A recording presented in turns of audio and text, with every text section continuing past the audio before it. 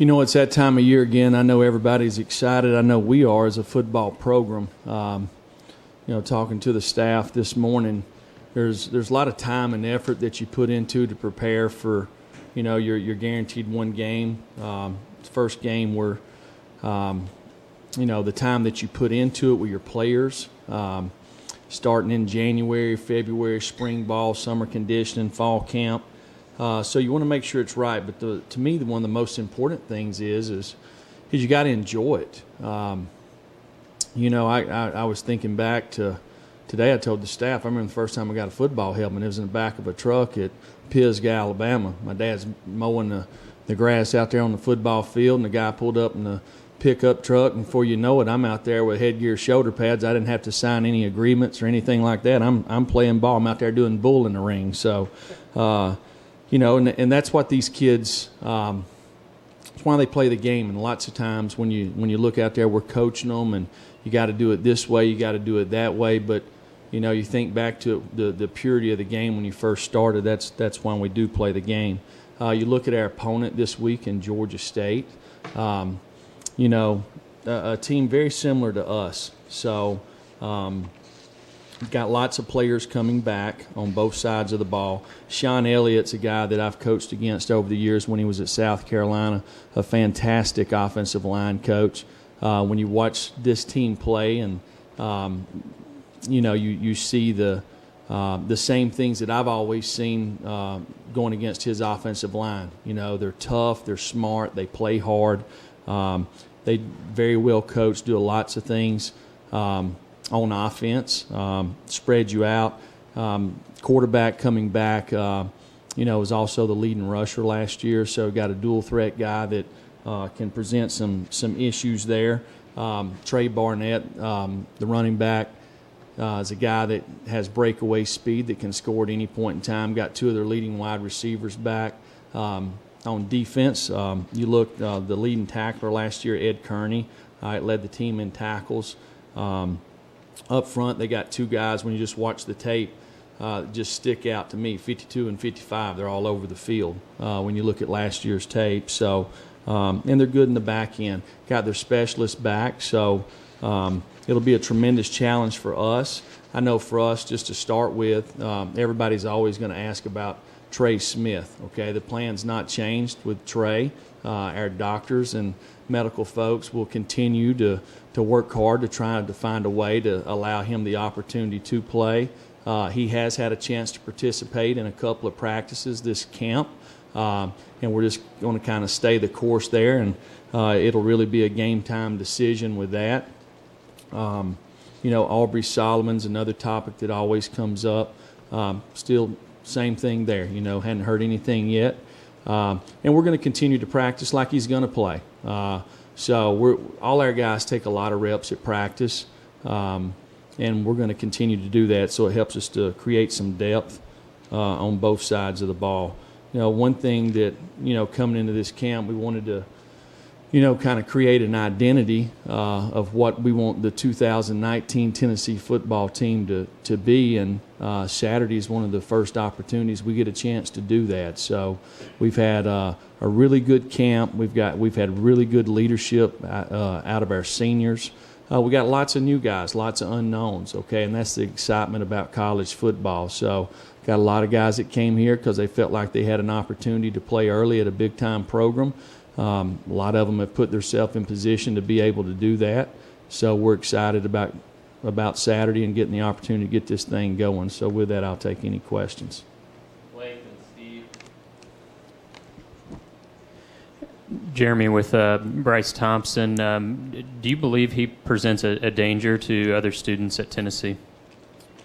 I released a statement today, and that's all we're going to talk about that for right now. We're going to focus on this game, and and for us, that's what we can focus on. Steve and David. How do you feel about the cornerbacks you have on the depth chart there, and particularly Warren? What have you seen from him this training camp, and how ready do you think he is for this challenge as a freshman? We've worked a lot of different combinations in the secondary. So Alante's played corner, he's played star. Warren Burrell has played corner. Sean Schamberger has played star and corner. We moved Jarrett Means there. Kenneth George. We've got some guys there. Kenny Solomon's another guy. So, we have a bunch of different combinations, and we'll continue to work those combinations and really probably make a decision. We'll probably play all those guys. We've got a lot of guys that deserve to play, so we'll probably play them all. David, then Austin, Jimmy. Jimmy, what are the biggest things you're trying to learn about your team on Saturday? If you look, to me, one of the most important things is everybody, when things are going good, you see guys that they got a little pep in their step when things are going the right way. Well, things don't always go the right way. So to me, that's one of the most important things is how we're going to handle adversity as a team. Do you have a penalty? Okay. Do we make a mistake? Do we got a 2nd and 12? Hey, do we get behind? There's a reason it's a 60-minute game. It's one play at a time. So I want to see how we handle adversity, see how we respond. I think that's a huge part of this football team in the maturity and growth of where we were a year ago. Austin, Jimmy. Coach, you moved Jared Means during fall camp for a reason. What is it you like about him at corner, and how do you feel like he's come along through camp to now? Well, it's probably not been talked about a lot, but it's Balin Buchanan's not going to play, right now. So, first of all, we're trying to create some depth in the secondary. So one of the first things you do is as we run 40s or whatever that's out there testing numbers, you need to be fast if you're going to play corner in our system, and he's a fast guy. He's also a big guy. Didn't play it a lot in high school, but just talking to him, we asked if he could help us for a year to provide some depth, and he obviously would like to play wide receiver, and he'll do that one day here at Tennessee. But he's a team guy, and he's worked hard to learn what to do back there in the back end, and got a little banged up in camp and had a few days that he didn't get to participate, but he's had a good camp, had a great attitude. He's a guy that'll play on special teams, and a guy that I think's got a bright future here at Tennessee. Jimmy, then Wes. Jimmy, two-part question. In your scheme, is the star position more difficult to play than corner? And do you want your best cover guy playing star or corner? That's interesting, Jimmy. You probably get different type routes inside as opposed to outside. The star position plays much closer to, really the fray, right? So they got to be able to support the run.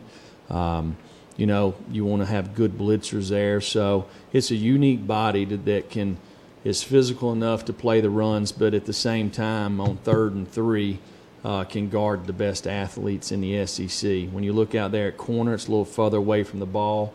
Of course, the game has changed a little bit over the last couple of years with all the perimeter stuff out there, so there's a little more physicality involved. But the main thing to me I'm looking for as a corner is cover skills. Wes, then Rob and Jesse. Jeremy, if you needed if something were to happen to Jarrett on Saturday, would the situation in the game be the determining factor in which of those young quarterbacks went in, or are those guys just kind of right there together? No, that's one of the places that we don't have an answer yet.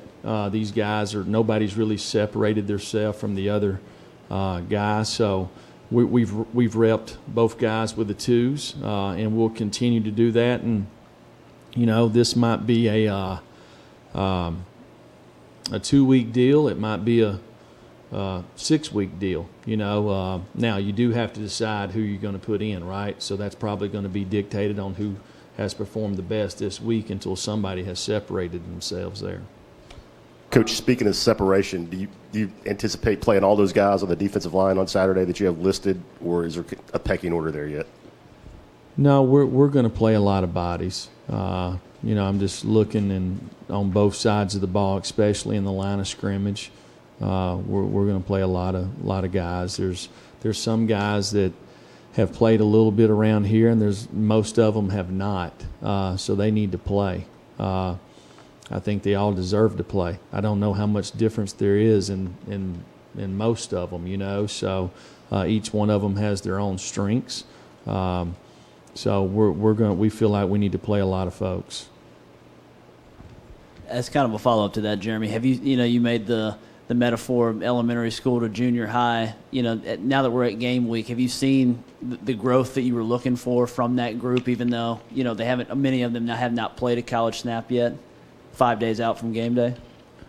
Those guys have really worked hard and improved in where they were at in spring ball to where they're at today is really been positive. They've got to continue to do that every single week. We have really an inexperienced football team when you look at the 2 deep or 3 deep. So we're going to continue to improve this season, and we've got to focus on that every day. We can't take a day off. We've got to work hard to improve, and we've got to be much better in week 2 than we were in week 1 and each continuous week of the season. So our defensive line, along with the rest of our team's got to work hard to do that. Steve and Blake. Just seeking confirmation regarding Malik Gray no longer with the program, or has he decided to transfer? Right, Malik has transferred. Yes. Jeremy, you've mentioned at different times during the offseason a commitment to building player relationships going into this season. I guess, when did you how did you come to that realization that should be a priority for you entering this second season here? It was probably around Christmas. Like I said, when the season's over with, the first thing you do is you go back and you got to look back and say, okay, what did we do really well? Where did we not do so good at? And the first thing that I looked at is I looked in the mirror at myself. And I've said this before. If you look at the teams that I've been a part of over the years, specifically the groups that I have coached, play together, play with toughness, play smart, never quit, relentless, something that I've kind of prided myself in, and the guys that have played. And now, as you're in charge of the entire team, what was the identity? Did we play that way the entire year?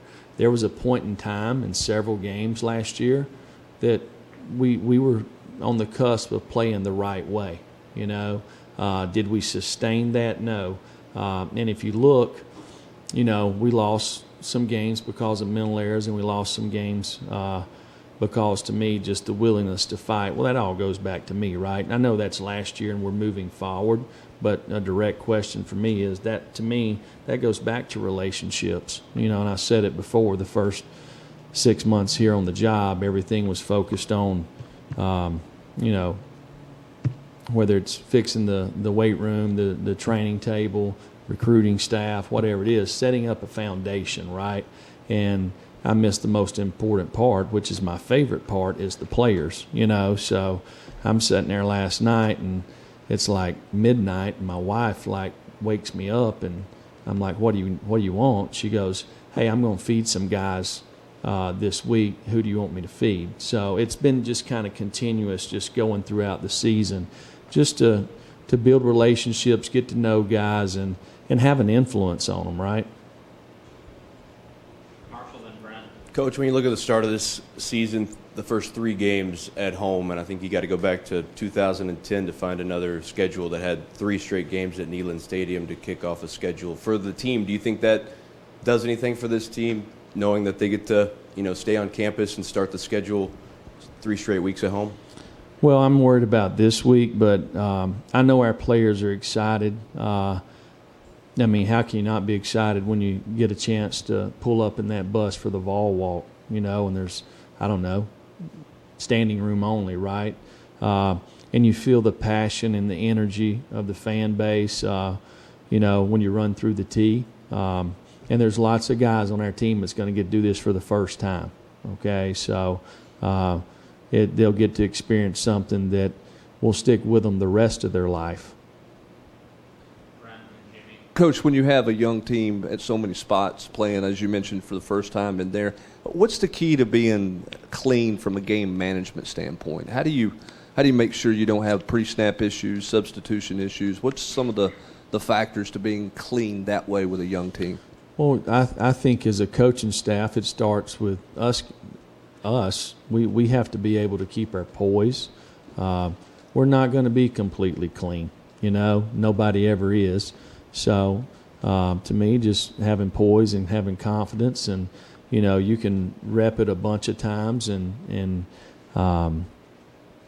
you want to do it till you can't get it, till you don't get it wrong. So that's what we've been working on. Jeremy, how many freshmen do you anticipate playing? And also, do you think Batuli will be ready? I think Daniel would be pushing for him to be ready this week. He's not going to be able to practice today. He's right there, but we'll make sure that we do what's in the best interest of him. And as far as freshmen, Jimmy, I don't know. I hadn't looked. Other questions for Coach? Gene?